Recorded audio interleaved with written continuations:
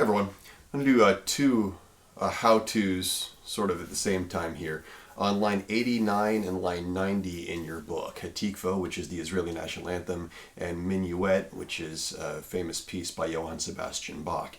Usually it's in a different key. They chose to do it in the key of B flat this time. On the screen you see the Clarinet book, because it's one that I had a PDF of. I'll be playing it on a trumpet because that's the instrument that I'm the best at playing and the instrument that I happen to have with me. So there's a reason that I chose these to do in the same video, and it's because they're a good illustration of contrast. They both have slurs and tongued eighth notes, but the contrast in style is huge. Hatikva is very slow, and the eighth notes, even the ones that are tongued, should be played smooth and connectedly. Minuet is at a faster tempo, and it has lots of staccatos. You'll see that there's eighth notes that are marked with a staccato underneath them, and you also have a lot of these eighth notes followed by eighth rests, which essentially are the same as playing staccato quarter notes. Not exactly, but for our purposes, essentially the same. So let's start by looking at Hatikva. The biggest mistake that I hear people make when they play this one is to play things too short rather than to play them smooth and connectedly. The rhythm is pretty straightforward. If you'd like to, you could stop this video and you could practice writing in the counting, but we're not going to go over the counting together because frankly the counting in this is something we could have done way back in October or November. It's a pretty easy rhythm. So I'm going to play it for you, and you can listen to it first and rewind and then play along with me. I want you to notice that I slur and I tongue, but even the tongue notes are played smoothly. 1, 2, ready?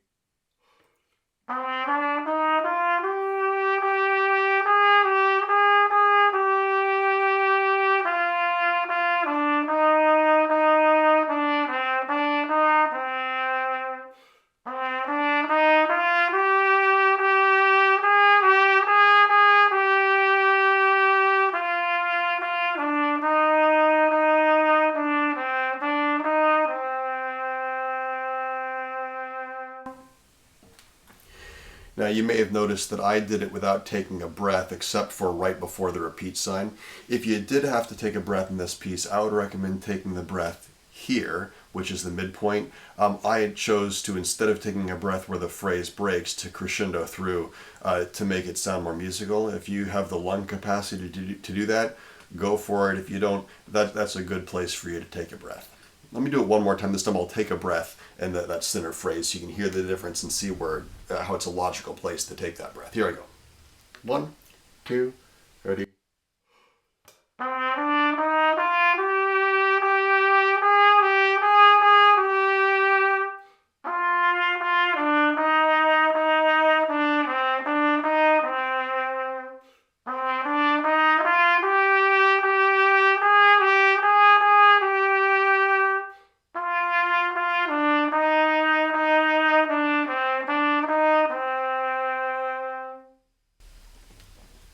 So that's Hatikva. The biggest thing you got to make sure you do it correctly is to make sure that you're playing smooth and connectedly and at that slow tempo. All right, now on to Minuet. In Minuet, the biggest mistake people make is with the meter. So I do want to go over the counting with you on this one. You may want to pause the video and think about it for a minute, and then come back and check to see if the counting that you wrote in matches the counting that I'm going to write in here. The mistake people most often make isn't that they have the counting wrong. They know what the numbers should be. It's usually that they add a beat 4 that shouldn't be there. So hang on, and I'll be right back with the counting. All right. So you can see the counting on the screen there. I'm going to count it out loud for you. You could listen, or you could count along with me, or you could listen the first time, rewind, and then count along. Here it is. 1, 2, and 3, and 1, 2, 3. 1, 2, and 3, and 1, 2, 3. 1, 2, and 3, and 1, 2, and 3, and 1, 2, and 3, and 1, 2. Repeat. 1, 2, and 3, and 1, 2, 3. 1, 2, and 3, and 1, 2, 3. 1, 2, and 3, and 1, 2, and 3, and 1, 2, and 3, and 1. So I counted all the way through. I hope you also caught the roadmap with the first and second ending so that you got to the right place at the right time. The mistakes people usually make is they try and add a beat 4 in measure 2 and measure 4. 1, 2, and 3, and 1, 2, 3, rest. 1, 2, and 3, and 1, 2, 3, rest. Which means those two measures end up having 4 beats in them. If you did it by yourself, no one might notice. If you did it with a band, you'd be in the wrong place. It's important we're playing it in the right meter because a minuet is a dance in 3/4 time. So if we don't play it in 3/4 time, it's no longer a minuet, it's something else. Now I want to point out to you that on the screen is a clarinet part. I'm playing a trumpet, so there's some notes that are a little bit different in measures 3 and 4 for the clarinets than for the trumpet. So I'm going to play higher notes even though you see low notes on the page because the trumpet just can't play that low. So here is Minuet.